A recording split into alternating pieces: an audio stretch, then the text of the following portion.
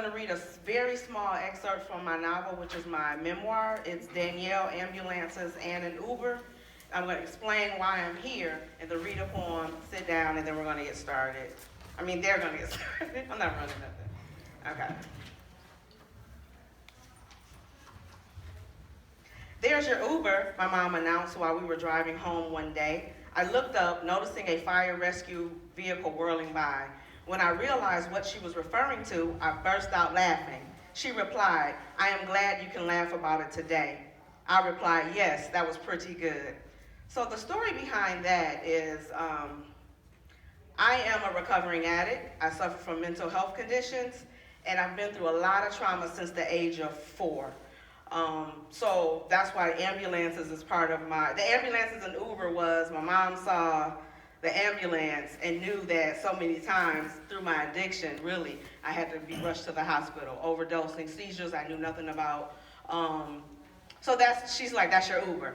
And it's ironic maybe, because like I said, from the age of 4, I've had to be in the ambulance quite a bit. I've been shot in the face.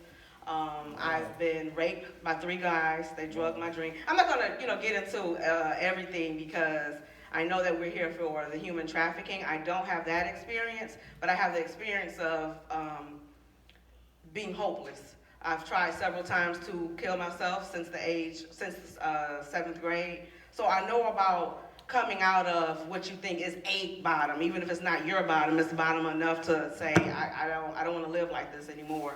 So the poem that I'm going to read, and addiction and drugs is in it. When you think about it, to lift yourself up, just use whatever it is that you feel is not lifting you up. It's called To Live Again. I sit, frozen, reminiscing about how my bad days once outweighed my good, imagining every wrong move done in the name of drugs. Addiction gave me a false conviction of power, hope, success, pain-free, fantastical reality fighting to be a nonstop actuality. I stand, fluid, living a life worth writing home about, bad decisions forgiven, addiction in remission, finally able to see my vision clearly without the cloudiness of poison. I run, flexible, following the road less traveled, with no fear of falling again, understanding that to fail is to grow. I'll say that again. Understanding that to fail is to grow. Now I grow into the person destined by the vision given. No longer controlled by the atrocities of this disease, I freeze. Grateful for the opportunity to live again and again. Thank you.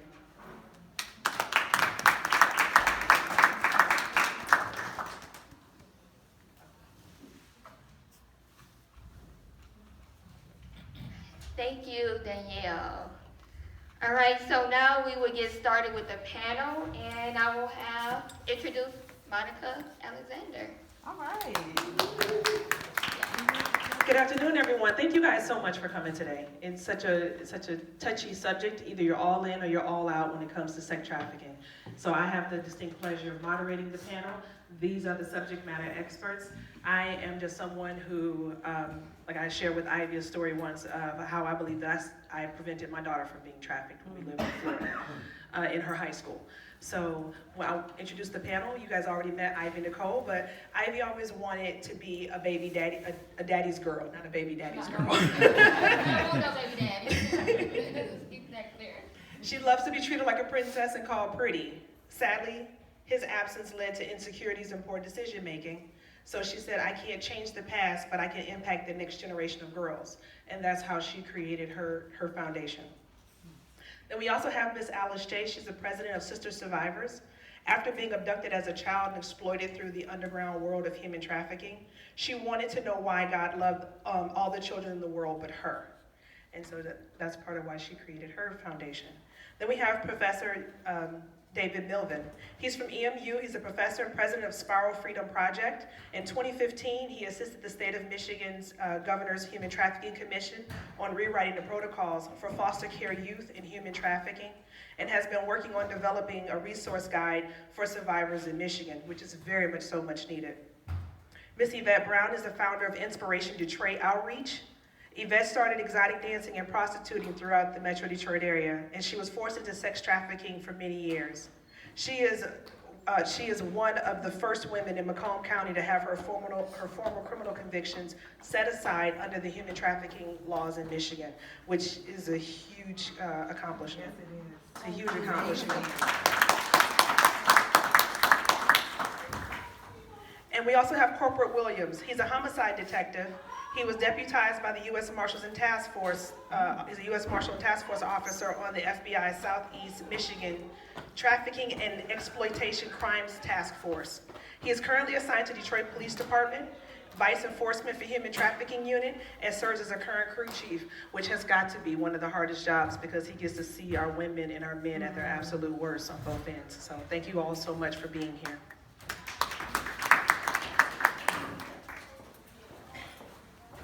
So for you guys listening, I have a couple of asks for you because I don't want you just to think that you're here just to spectate. Majority of you are already working in the industry of sex trafficking and sex work.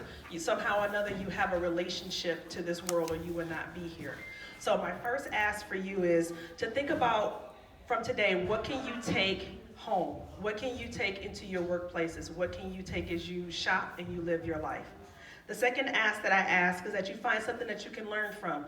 We have Sasha Center here. Please take a minute to go over and say hi to her and find out what it is that her organization does and how she's working in the industry.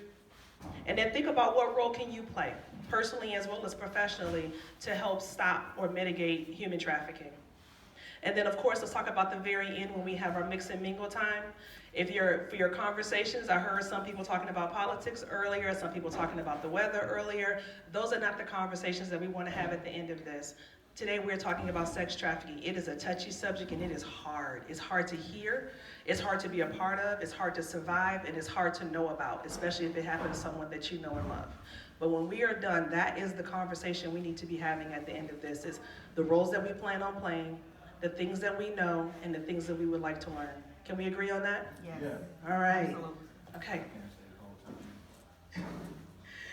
Okay. So let's start with our first question. Of course, the question has disappeared on me. And so our first question is going to go to Professor David. Do you prefer to be called Professor David, Professor Milvin? How would you like to be addressed, sir? Professor David, whatever. Okay. Let's talk about what is human trafficking.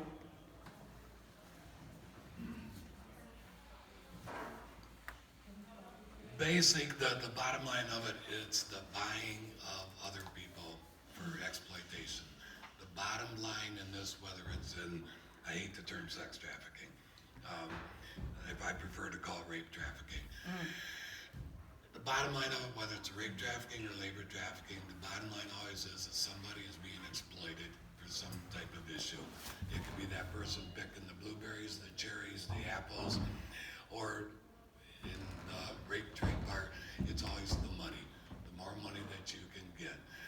It's using people that don't want to be used. It's trapping people into a life, and it's forcing them to continue in that life through usually some type of violent control, some type of power over that person, that they don't have the freedom to walk away and to just be free. We're not talking about a crappy job that you hate. If you can get up and walk away, you're not being trafficked.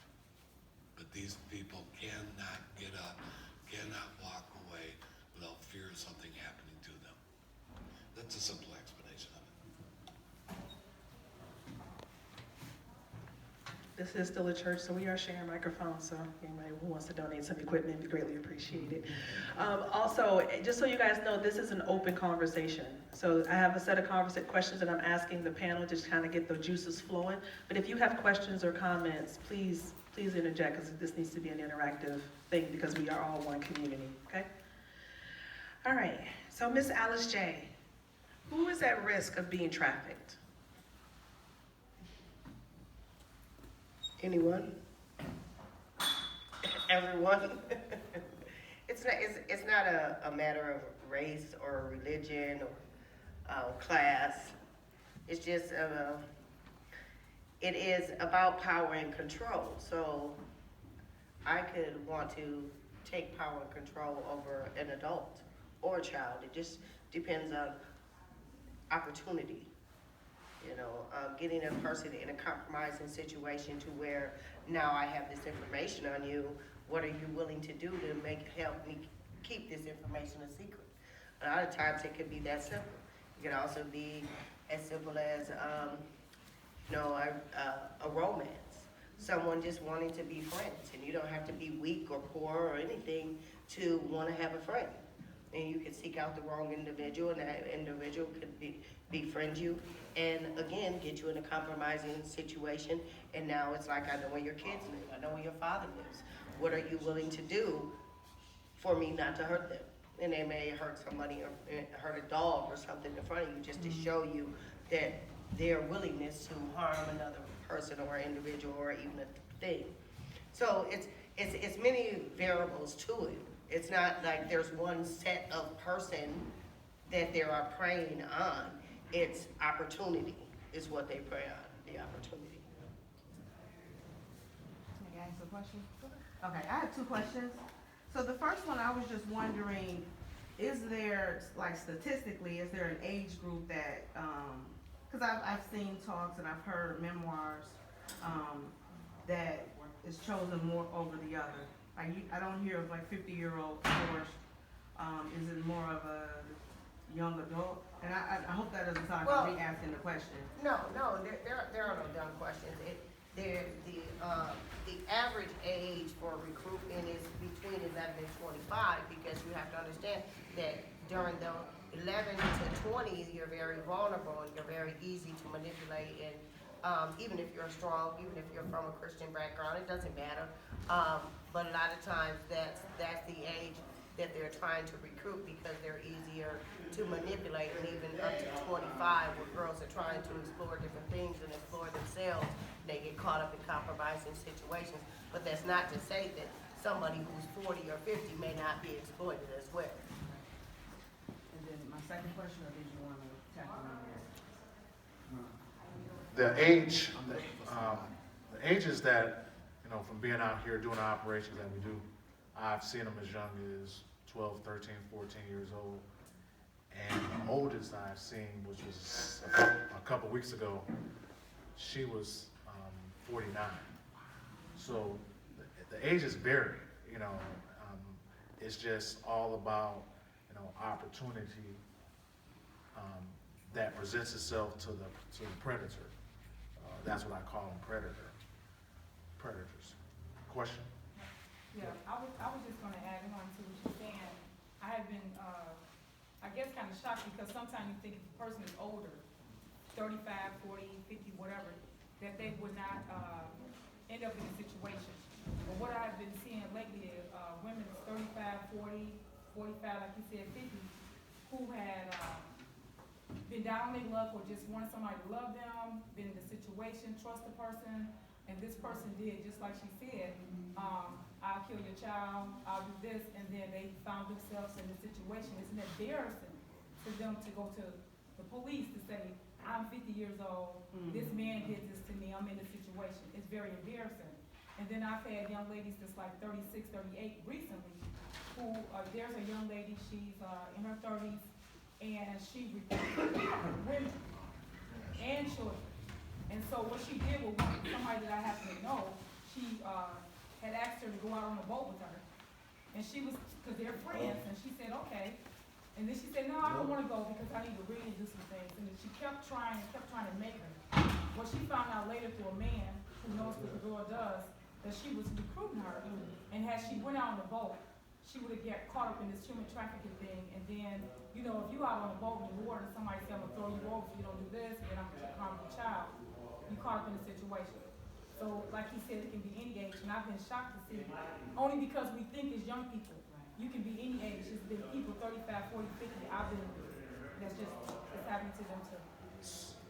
So, what the professor and Alice just touched on, so just to make everyone aware, there are 3 elements of human trafficking. So one of them will be what the professor said, the force. You have the element of force will be the beating, the slapping, burning, sexual assault, confinement, and torture. You have another element that they use, which is fraud, false promises. Hey, we're gonna buy us a house if you do this for me. We're gonna get a big car, a new car. We're gonna have a better lifestyle. You have affectionate behavior. That's the fraud. They're being a fraud. They're coercing the girls to believe, hey, you're my girlfriend, and I'm gonna treat you right, but I need you to do me this favor. Once they get that affection, you have, like I say, the preying on desperation. Then you have another one, which would be blackmail. That's all falls under the fraud category. Then you have the coercion, threats of serious harm or restrainment. Someone that may have confided in somebody and they did something wrong, so they threaten, well, if you don't do this, I will tell on you. Intimidation, may find a picture of someone and maybe nude or in some type of outfit, so they threaten to say, hey, I will humiliate you with your family by posting this picture. What is your mother gonna think? What is your kids gonna think if they see this? Those are the three elements of the what makes up the process of human trafficking. And like I said, it can be put to any age of any individual, male or female. And when I teach about it, I speak also on befriending and Romeo pimps, and because and also coercion can be something that someone was taught as they were raised up. As far as a lot of my youth, and when you're dealing with familiar and gang trafficking, which is a big loophole for youth to get brought into it. A lot of times, like they may have grew up in a household where there is no water, there is no heat, there is no food, and they're told things like, you don't lay down unless you get up with money, and you better not come back here wet and not be broke. And these are just life things that are clicked into these young girls' brains, and they grow up believing that the only thing that their worth is combined with their body. And then there's also the form of drugs, where women who are older are getting pulled into trafficking through drugs. They may come from Birmingham, they may come from Bloomingfield, but now they're addicted to Oxycontin, they're addicted to these drugs, and so they find themselves coming into the cities and ended up in these trap houses. And a lot of girls get caught up in that sense, and we don't put them under the umbrella of human trafficking, and so they stay there much longer thinking that, oh, well, they're not talking about me, even though at the end of the day, they're still being tricked, coerced, or forced into sexual exploitation. So as I mentioned in the beginning of my intro, when we lived in Florida, we lived in a pretty nice neighborhood, in a pretty secluded side of South Florida, and they were running a sex ring in the high school that was being ran by people who looked like children, but they were absolute adults. And it wasn't just the children that were being exploited, the teenagers that were being exploited, but there were a couple of mothers, the stay-at-home mothers, that got caught in the compromising position of an affair and the threat of, I'm gonna tell your husband, so you're gonna lose everything. So my question for Yvette is, how do you know someone's being trafficked? How can you see if I'm just in my neighborhood and I think all the kids is fine and this one girl or this one boy is just loose in the pants? How do I know that person is being trafficked? What am I looking for?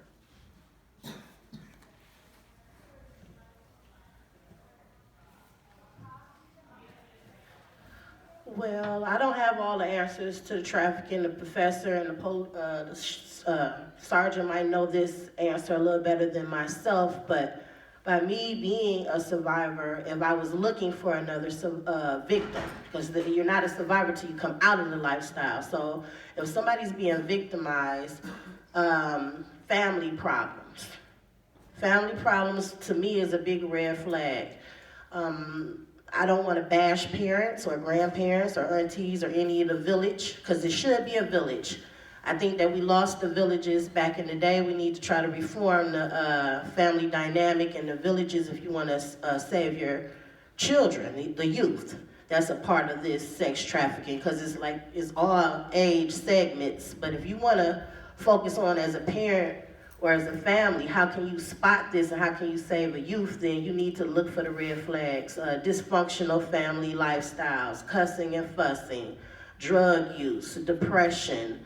Nowadays, a lot of the youth, they get high, popping perks and pills and sipping syrup. They're trying to take the pain away. They're trying to hide something. And it might not be sex trafficking. It could be other things they're hiding, but you need to be aware of the drug activity and the masking of pain. Trafficking is not that white van, I can tell you that. I can't tell you what it is, but it's not that white van, okay? It could be in your face. It doesn't have to be I'm taking you across state lines. It could be right next door to you, in the backyard, in the local massage parlor. I mean, it's out in the open. It's not hidden. So I don't have the answer for that. Some of the, You answered it. you did. Okay. Some of the other things you can look for is based on my experience on it. I've been doing this the last 6 years. And it's right in the neighborhoods. It's right next door down the street. The things to look for is that the ladies or the teenagers that disappear at blocks of times throughout the night or for the weekend. The things to look for is that you only see this female when she's in public, she's only with her controller, which would be the person who's trafficking her or pimping her out. You would look for